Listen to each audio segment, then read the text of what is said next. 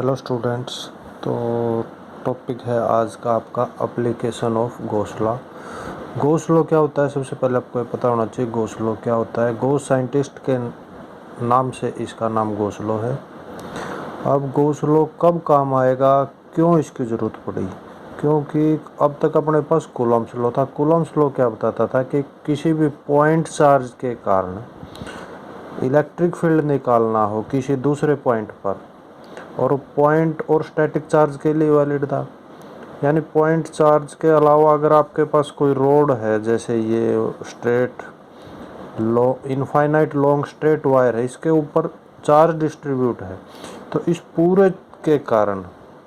पूरे वायर के कारण किसी पॉइंट पर आपने इलेक्ट्रिक फील्ड निकालना, तो कैसे निकाला जाएगा? तो यहाँ पर कूलम्ब्स लॉ फेल हो जाएगा, सुपरपोजिशन थ्योरम फेल हो जाएगी, तो कौन सा लॉ काम आएगा? आपका गॉस लॉ काम आएगा। गॉस लॉ क्या कहता है कि line integral of electric field intensity और surface is equal to charge by epsilon naught.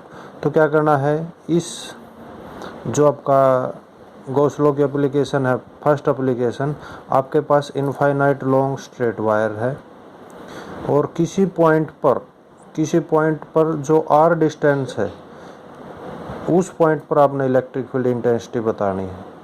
तो आपने क्या करना है कि जिस भी पॉइंट पर, मान लो ये पॉइंट है या ये पॉइंट है, कोई भी पॉइंट है, उसके ऊपर आपने इलेक्ट्रिक फील्ड इंटेंसिटी बतानी है, तो आपने क्या करना है, वहाँ से गुजरता हुआ एक गॉसियन सरफेस बना लेना है। गॉसियन सरफेस आपने वो डिज़ाइन करना है जो आपके काम को आसान कर सके। तो यहाँ से गुजरता हुआ आपने इक्वल डिस्टेंस यहाँ, इक्वल डिस्टेंस यहाँ, तो यहाँ एक गॉसियन सरफेस जो क्या है, सिलेंड्रिकल फॉर्म में है, सिलेंड्रिकल गॉसियन सरफेस बनाना है। तो गॉसियन सरफेस क्या होता है? गॉसियन सरफेस होता है एक क्लोज सरफेस जो आपके काम को आसान कर दे, तो उसको गॉसियन सरफेस बोलते हैं। गॉसियन सरफेस हाइपोथेटिकल होता है, ये आपके इलेक्ट्रिक फील्ड को निकालने में हेल्प करता है, एक्चुअल में ये नहीं होता, इसलिए इसको हाइपोथेटिकल गॉसियन सरफेस भी बोला जाता है।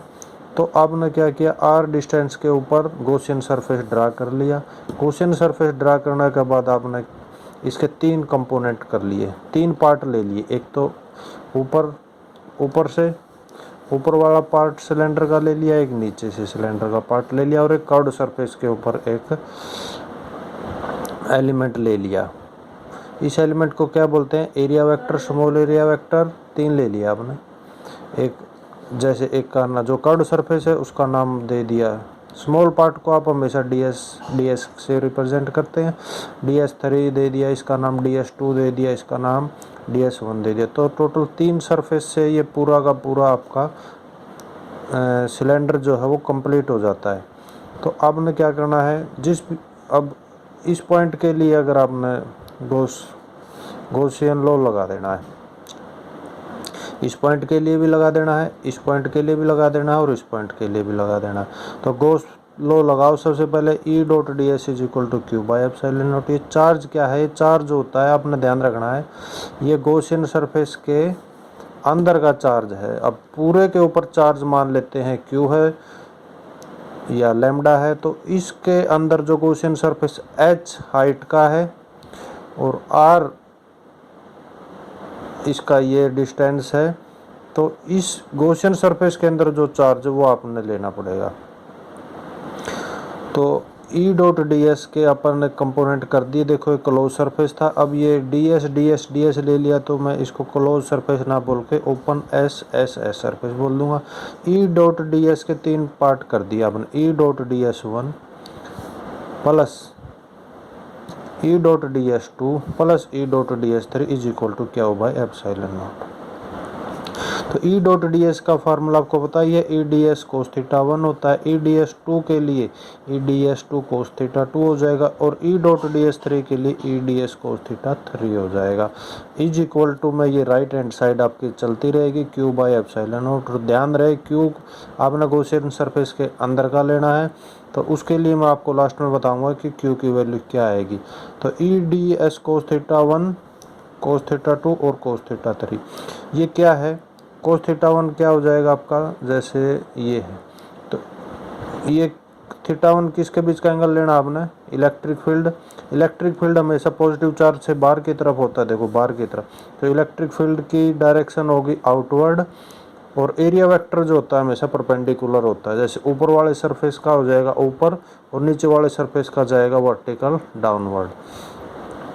तो एंगल कितना हो जाएगा, E और DS के बीच में 90 हो जाएगा। यहाँ भी देखो E क्या है, आउटवर्ड है, और DS2 का अपवर्ड है, तो यहाँ भी थीटा क्या हो जाएगा, 90 हो जाएगा।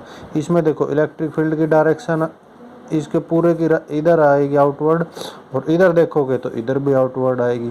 तो E और DS3 के बीच का एंगल क्या रहेगा, 0 डिग्री रहेगा। ये इलेक्ट्रिक फील्ड इधर है, इधर DS2 है, 90 हो गया। E की डायरेक्शन इधर है, DS1 की डायरेक्शन इधर है, तो थीटा 90 हो गया।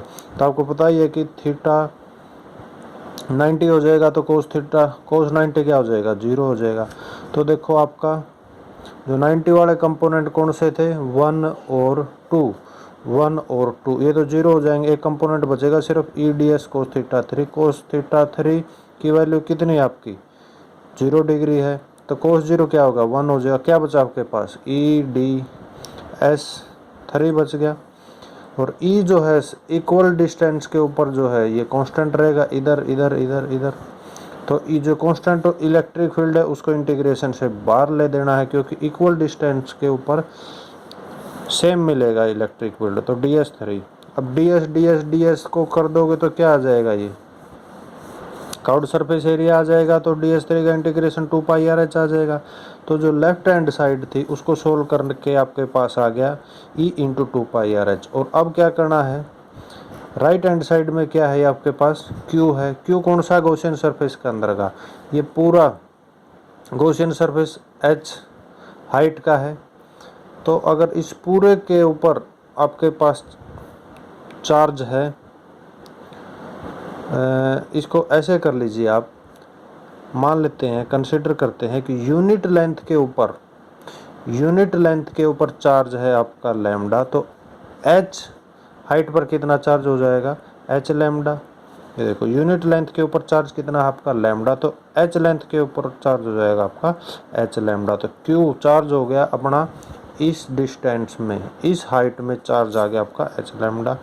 तो Q की वैल्यू क्या आ जाएगी आपके पास, H लैम्डा डिवाइडेड बाय क्या है, एप्सिलॉन नॉट।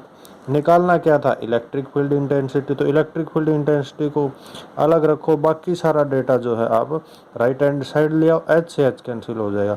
तो आपके पास बचेगा इलेक्ट्रिक फील्ड किसी भी पॉइंट के ऊपर जो R डिस्टेंस पर है और वायर के अंदर पॉजिटिव चार्ज है, उसके कारण लैम्डा एप्सिलॉन नॉट अपॉन में 2πr। ठीक है, R डिस्टेंस पे जितना डिस्टेंस ज़्यादा हो जाएगा, डिस्टेंस दूर लेकर के जाओगे तो इलेक्ट्रिक फील्ड इंटेंसिटी कम होती चली जाएगी आपकी। तो ये E किस पर डिपेंड कर रहा है, लैम्डा पर। Epsilon not 2πr, epsilon not permittivity होती है जो कांस्टेंट होती है, 2π आपको पता है ये कांस्टेंट होता है, R जो है डिस्टेंस है, E क्या है, इलेक्ट्रिक फील्ड इंटेंसिटी है। तो ये एप्लीकेशन ऑफ गॉस लॉ है। इस गॉस लॉ की एप्लीकेशन ने क्या कर दिया, इनफाइनाइट लॉन्ग स्ट्रेट वायर के ऊपर आपके पास चार्ज है, तो एट ए डिस्टेंस R इस चार्ज के कारण इलेक्ट्रिक फील्ड बता दिया आपने, जो क्या आया, lambda by epsilon not 2πr। तो किसी को कोई भी डाउट हो तो मेरे से पूछ लेना। Thank you so much.